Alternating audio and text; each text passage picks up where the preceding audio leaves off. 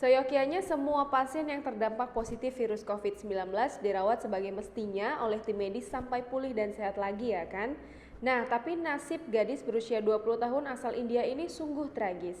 Saat ia diketahui positif COVID-19, bukannya dirawat dengan baik, ia malah menjadi korban pemerkosaan hingga tewas oleh perlakuan bejat seorang dokter dan perawat. Sungguh tragis gadis berumur 20 tahun nan Malang ini positif mengidap COVID-19. Alih-alih dirawat sebagaimana mestinya, tim medis yakni dokter dan perawat pria malah meruda paksa gadis ini. Mengerikannya lagi, selepas diruda paksa, gadis ini lalu dibunuh oleh pelaku dengan keji.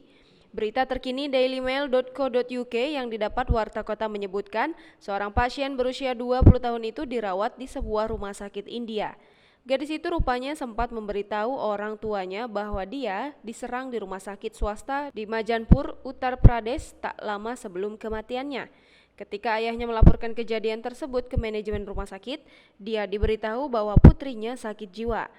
Setelah kematian sang putri, ayahnya bertemu dengan pejabat senior distrik dan mencari penyelidikan atas masalah tersebut, menurut The Deccan Herald.